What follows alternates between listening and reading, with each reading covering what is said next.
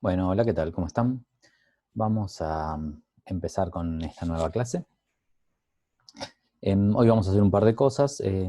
Como les había comentado hace unas clases pasadas, hace unas clases atrás, em, ya hemos pasado el grueso de lo que es la introducción teórica de la materia. Nos faltan un par de cositas, pero el grueso de la parte teórica, con contenidos de la didáctica, y con contenidos de la epistemología, básicamente ya han pasado, ¿sí? Lo que nos queda ahora por delante es avanzar un poco con algunas cuestiones de contenido disciplinar. Ustedes están trabajando ahora en el TP, del cual vamos a hablar en un rato, eh, sobre cuestiones de los materiales, ¿no? A algunos grupos les tocó trabajar sobre estados de agregación, a otros grupos sobre la relación entre los materiales y el calor, a otros grupos sobre cambios físicos y químicos, pero en términos generales todos están trabajando alrededor del tema de los materiales. Y después nos queda un segundo tema disciplinar que tiene que ver con ciencias de la Tierra y que sobre eso vamos a empezar a trabajar en un par de semanas.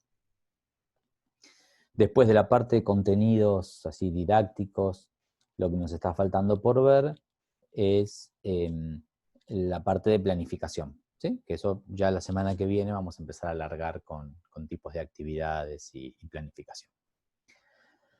Entonces, como ya hemos pasado una buena parte de esta primera mitad de la materia, o al menos la parte más densa en cuanto a contenidos así teóricos, contenidos conceptuales, creo que es un buen momento para que hagamos como una panorámica, como un repaso así general, a grosso modo, de lo que hemos estado haciendo, para ubicarnos un poquito, ¿sí? Yo acá les estoy mostrando en pantalla la red conceptual que yo tengo armada, que estuve armando, digamos, en estos días, sobre lo que hemos estado haciendo, ¿sí? Lo que está en esta red conceptual es básicamente lo que hemos estado haciendo, salvo este último pedazo que está acá, que es lo que vamos a empezar a hacer la semana que viene. O sea, esto lo vamos a hacer la semana que viene, pero todo lo otro, todo esto que está acá, es lo que ya hemos estado haciendo hasta ahora. Bien, ahora lo voy a agrandar un poquitito y vamos a hacer como un repaso general. Les cuento algunas cosas para que lo sepan. Digamos, yo acá incluí en estos óvalos verde oscuro, puse los títulos, puse los nombres de los textos que hemos estado leyendo. O sea, esta es la bibliografía de la materia, al menos la bibliografía fuerte, la bibliografía importante de la materia, es la que está puesta en estos óvalos verdes. Mientras que estos recuadritos ondulados en color mostaza representan las distintas actividades que hemos estado haciendo, ¿sí? Y por supuesto, cada cosa está puesta más o menos en la zona de la red conceptual que le corresponde, ¿sí? Los recuadros estos que están en blanco, en general, son algún breve texto o alguna cosa que acompaña de alguna manera las cosas para que ustedes recuerden mejor de qué estamos hablando en cada uno de esos casos. Una cosa que me parece sí bien importante para que ustedes tengan en cuenta es que esto que está acá es la red que hago yo. O sea, esto es una red, si ustedes quieren, medianamente simplificada, en donde voy muy puntualmente a los conceptos centrales y a las relaciones centrales. Pero como ustedes tienen que poder utilizar esta red conceptual para estudiar y para después poder decir algo sobre la materia, por ejemplo, cuando les tome el final, que es oral, entonces yo lo que les recomiendo es que ustedes no se queden con esta red conceptual así como yo la hago, sino que le agreguen cosas, o sea, que ustedes le enriquezcan esta red conceptual con más detalle. ¿Mm? Por ejemplo, muchas de las cosas que están puestas en los recuadros estos blancos, no todas, pero muchas de las cosas que están puestas en los recuadros blancos podrían perfectamente transformarse en parte de la red, ¿sí? Por ejemplo, no sé, por mirar, estoy mirando acá. Estos son los distintos tipos de visiones deformadas de ciencia que mencionaba el artículo que leímos. Bueno, esto en lugar de estar puesto así como una lista, podría estar puesto como distintos elementos en recuadros, ¿sí? Y que cada elemento esté explicado o que tenga algunas relaciones entre ellos para que ustedes lo puedan estudiar, ¿sí? Lo mismo acá. En lugar de que de ideas previas simplemente esté dicha que tiene un par de características, ustedes podrían sacar un par de flechas y hacer un par de recuadros en donde cada una de esas características las desarrollan, ¿sí? Todo esto piensen que les tiene que servir a ustedes como una herramienta para cuando vayan a preparar la materia, o sea, para estudiar la materia. Entonces, nada, no se queden con esta red que yo les doy. Esta es como una buena base, que a ustedes les organiza lo que estamos haciendo, pero encima de esto le tienen que poner un poco de algo más personal ustedes, ¿sí?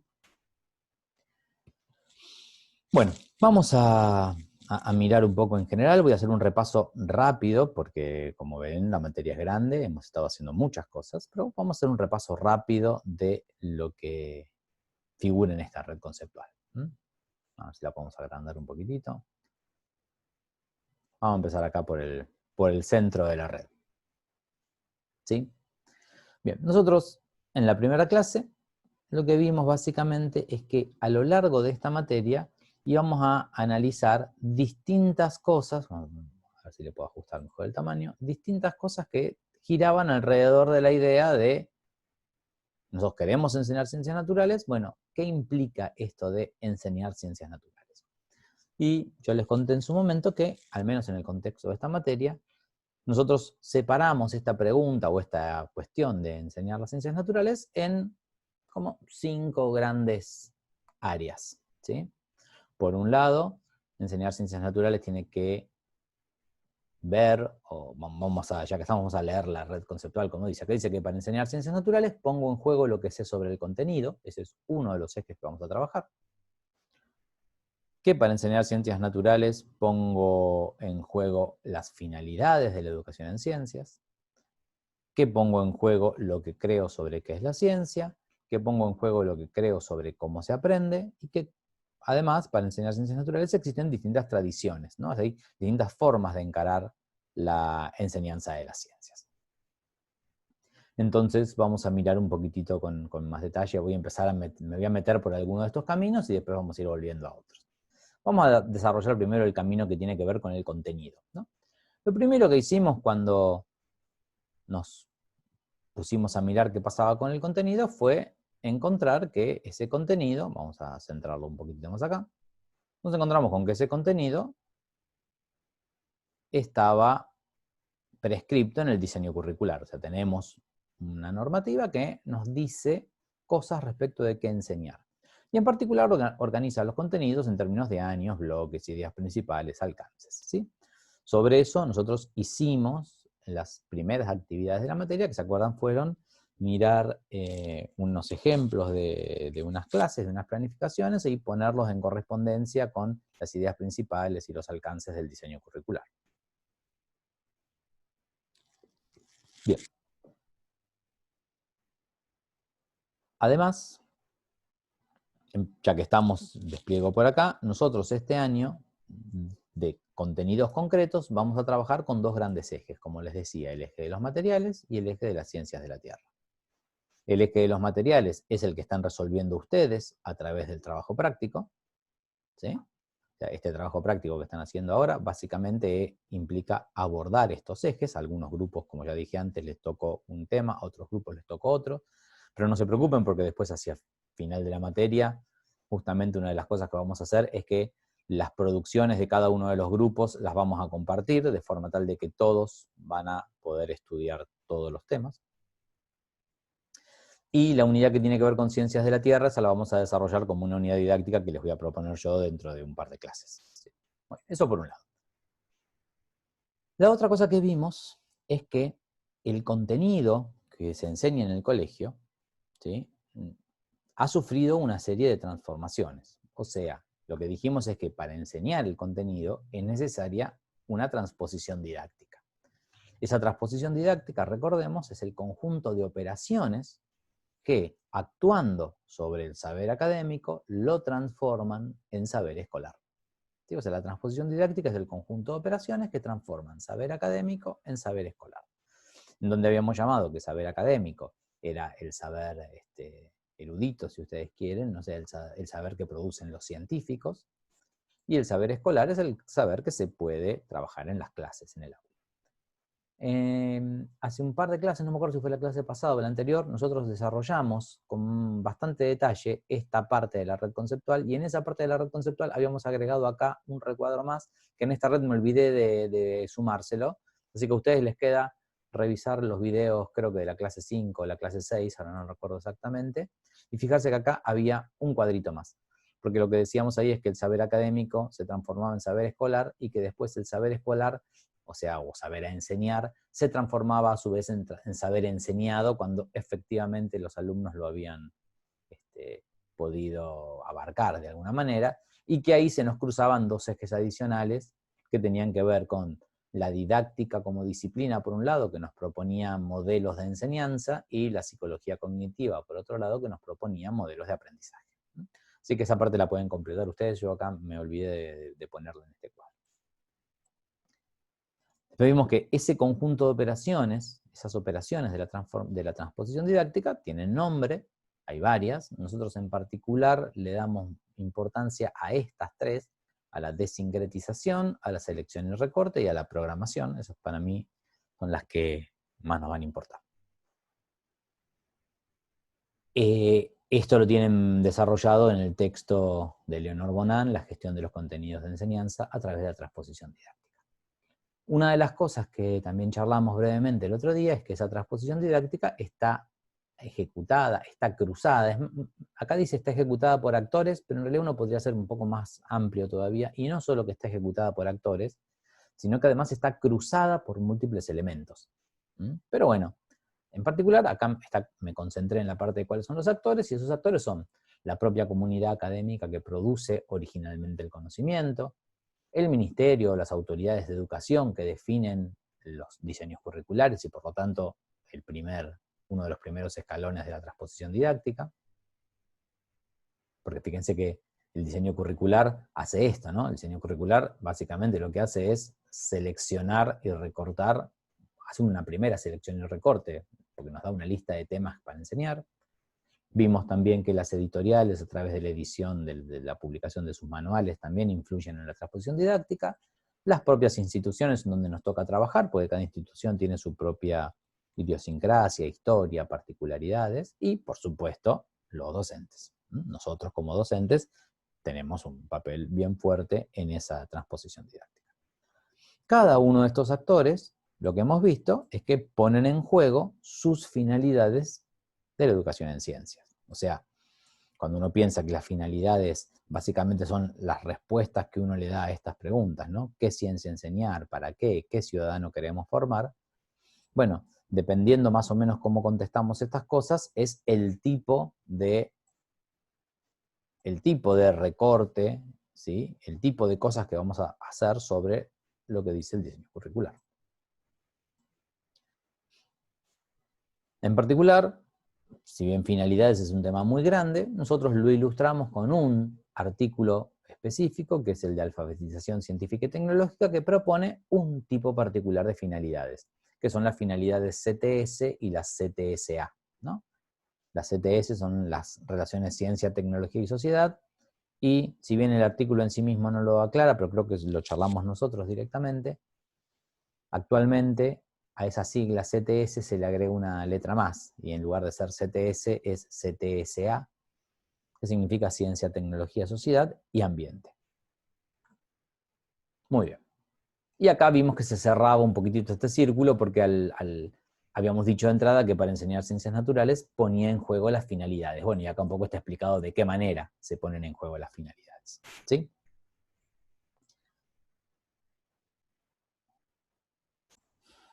Bueno, entonces, este es uno de los caminos. Ahora, por otro lado, también vimos que enseñar ciencias naturales, dijimos, implicaba poner en juego lo que creo sobre qué es la ciencia.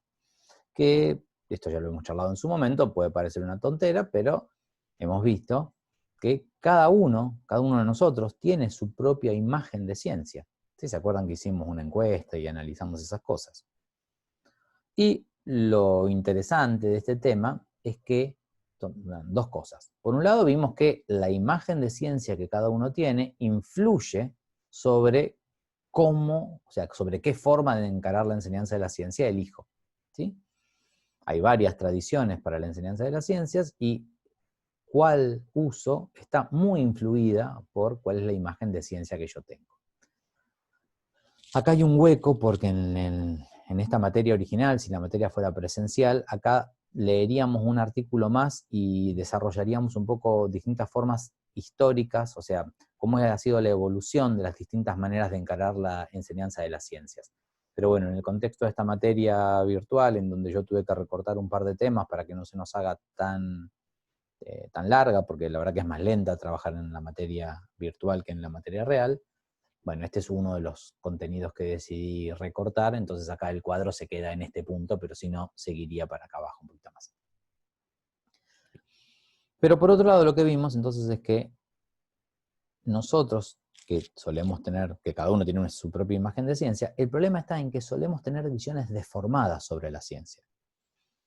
Y en particular, lo que más nos preocupa es que muchas de esas visiones deformadas sobre la ciencia terminan siendo transmitidas durante el propio proceso de enseñanza. Entonces, sobre eso tenemos dos artículos, el primero que es obligatorio, el segundo que es optativo, pero que yo se los recomiendo fuertemente. Y ahí vimos que había toda una categorización de visiones deformadas de ciencia. Esto es una categorización que no me importa en sí misma, otro autor por ahí la clasifica de otra manera. Lo que me importa es que vean el tipo de cosas a las que le llamamos visiones deformadas de ciencia. Y ustedes en particular hicieron la actividad 6, en donde a partir de una serie de afirmaciones intentaban ver cuáles de estas visiones deformadas se estaban poniendo en juego. Bien, ahora, vemos que la imagen de ciencia influye sobre la forma de encarar la enseñanza, vemos que muchas veces tenemos visiones deformadas de ciencia, pero entonces la pregunta es, ok, ¿y qué se propone entonces? Bueno, lo que se propone entonces proviene de un campo de conocimiento que se suele llamar naturaleza de la ciencia, que es un área en donde se estudia, bueno, de qué se trata la ciencia, cómo se produce el conocimiento científico, etc. Y dentro de eso vimos esencialmente dos cosas. Una la vimos de manera bien directa y otra la vimos de manera un poco más indirecta. La que vimos de manera directa es que desde la naturaleza de la ciencia, o sea, desde esta disciplina que estudia la propia ciencia, lo que se ve es que para entender el mundo natural, la ciencia propone modelos y teorías. ¿Sí? O sea, las ciencias naturales intentan entender el mundo a partir de proponer modelos y teorías. Esos modelos y teorías, bueno, acá copié una breve cita que está puesta en nuestro sitio web, ¿no? Que dice: los modelos no son el mundo, sino una analogía que se parece a él en alguna medida, y por lo tanto difiere en muchas otras. Acá, si fuera coherente con el resto de la red conceptual, acá debería haber puesto un listado de las características de los modelos. Eso se los dejo a ustedes. Si ustedes miran en la página web de la materia, ahora se las voy a compartir en un rato, si ustedes miran la página web de la materia van a ver que hay un lugar en la clase en la que se habló de modelos, en donde están las características de los modelos. Bueno, eso uno podría intentar resumirlas y ponerlas en este cuadro. Sobre el tema modelos, teorías y el carácter explicativo y el carácter predictivo, hicimos 3 actividades. La actividad de las huellas no tiene número porque esta estaba incluida dentro del video de la propia clase. Mientras que después tenemos la actividad 7 y la primera parte de la actividad 8, que se trataban específicamente de esto de construir modelos y teorías. Lo que vimos es que esos modelos y teorías, de estas dos cosas me interesa que puedan identificarlas correctamente. Los modelos, todos los modelos tienen carácter explicativo, o sea, todos los modelos me permiten darle sentido a las evidencias y a las situaciones que quieren explicar, y la mayoría tiene carácter predictivo. ¿Sí? No todos los modelos tienen carácter predictivo, eso lo vamos a ver un poquito más adelante, pero la mayoría sí. Y por otro lado, esto es lo que les decía que lo trabajamos más indirectamente, porque se sobreentiende de la segunda parte de la actividad 8. La ciencia es una actividad y un producto cultural, eso es lo que entendemos, ¿no? Actualmente pensamos que la ciencia es una actividad y un producto cultural y que está influida por el contexto histórico, sociocultural, económico. Si ustedes se acuerdan, en el caso Semmelweis había toda una discusión hacia el final respecto de por qué no le habían aceptado su teoría, ¿sí? Y ahí veíamos cómo, a pesar de que él tenía un modelo que era razonable y que funcionaba muy bien, había un contexto histórico, sociocultural y económico que no permitía que se pudiera avanzar sobre eso. Entonces, esto es la rama, esto que está acá, digamos, es la rama que tiene que ver con naturaleza de la ciencia, con qué es la ciencia. ¿Sí?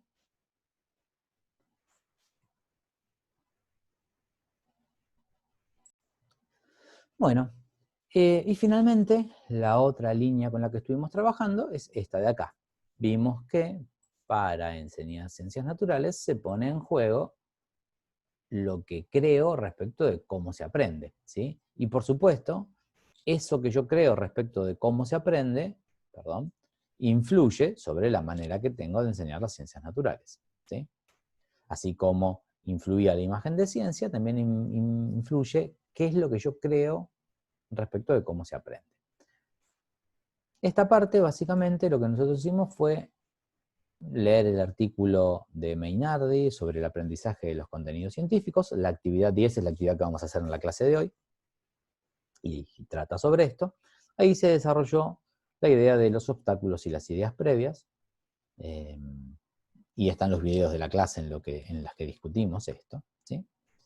Y entonces lo que se desprende un poco de todo eso es que es indispensable tener en cuenta las ideas previas a la hora de pensar la enseñanza de las ciencias, ¿sí? Las teorías modernas de enseñanza dicen eso, es indispensable tener en cuenta las ideas previas.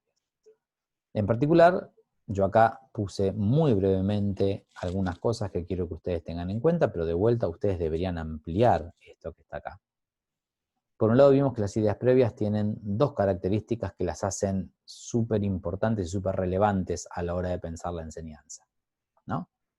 Por un lado, el problema que tenemos con las ideas previas es que muchas veces no coinciden con el conocimiento científico que queremos enseñar a nuestros alumnos. O sea, si las ideas previas de nuestros alumnos coincidieran con el conocimiento científico, no serían un problema. El problema es que muchas veces no coinciden. Y no coinciden y tienen estas dos características que están acá. Por un lado, no son conscientes, o sea, la bibliografía muchas veces dice que las ideas previas son implícitas, o sea, la gente las tiene en su cabeza, aunque no es consciente de que las tiene. Y entonces, como no es consciente de que tiene esas ideas, muchas veces no se da cuenta que lo que él piensa no es lo mismo que lo que le estamos enseñando. Y dice, sí, claro, también entendí lo que me estás diciendo, pero en realidad en su cabeza está pensando en otra cosa, no está pensando en eso que uno le está diciendo. Y la otra es que los estudios muestran que son muy resistentes al cambio. ¿Qué quiere decir esto? Que los alumnos atraviesan la escolaridad y cuando uno los pincha un poquitito, se da cuenta de que a pesar de que estudiaron el tema, a pesar de que aprobaron las pruebas, a pesar de que pasaron los años de la escolaridad, en el fondo las siguen pensando en las ideas, siguen teniendo esas ideas que tenían muchas veces. O sea, son muy resistentes al cambio, y eso tiene que ver, lo dice un poco en el texto de Mainardi, respecto de cómo es que se van integrando en el aparato cognitivo de las personas desde muy temprana edad. Y esto es simplemente un aviso para que lo tengan en cuenta. Esto está discutido en el video que hicimos para la clase. Digo hicimos porque fue la clase que hicimos vía Zoom. Bueno, está mal escrito acá, pero hay que tener la precaución esta. Ideas previas no es lo mismo que conocimiento previo, ¿sí? Conocimiento previo es lo que yo me acuerdo de años anteriores, ¿sí? Eso es un detalle, ¿sí? Que me servirá, haré mi diagnóstico a principio de año, veré qué es lo que me acuerdo, qué es lo que no me acuerdo del año pasado, o qué es lo que se acuerdan mis alumnos del año pasado. Pero no es a eso a lo que le llamamos ideas previas en la didáctica de las ciencias, ¿sí? A las ideas previas es un concepto muy concreto y muy particular, y los remito a que relean con mucha atención el artículo de Mainardi. Entonces, hoy vamos a hacer la actividad 10, que ahora se las voy a presentar en unos minutitos, y esto ya hago un poco de futurología, digamos. Ahora les cuento que con todo esto que estamos haciendo, vamos a mirar acá, de vuelta, todo esto que hemos estado haciendo, lo que nos va a permitir esencialmente es llegar a partir de dentro de 2 o 3 clases a este punto que está acá. O sea, con todo eso, lo que nos vamos a poner a pensar es en cuestiones que tienen que ver con el diseño de secuencias didácticas para enseñar ciencias naturales. Entonces vamos a hablar de objetivos, de actividades, de recursos, vamos a leer un texto específico al respecto y vamos a trabajar bastante sobre este tema. Entonces, un poco esto es como la síntesis de lo que hemos estado haciendo hasta ahora. Dicho así es muy rápido, pero verán que hemos trabajado bastante. Entonces yo lo que les recomiendo es que ustedes relean los textos, que se vayan haciendo resúmenes de las ideas principales de cada uno de los textos y que le vayan poniendo como un poquito más de palabras a esta red conceptual, algo que a ustedes les sirva para poder estudiar. Una cosa que pueden tener en cuenta es que cuando vayan a dar el final de esta materia, cuando se presenten a dar el final de esta materia, pueden traer su red conceptual. ¿Sí? O sea, la red conceptual les puede servir como ayuda a memoria. Entonces, aprovechen para tener una red conceptual rica, ¿sí? que efectivamente les sirva para preparar ese final. Bueno, entonces ahora voy a dejar de compartir esta pantalla y en un minutito armo las cosas y les muestro y hablamos entonces sobre la actividad 10 y la clase de hoy.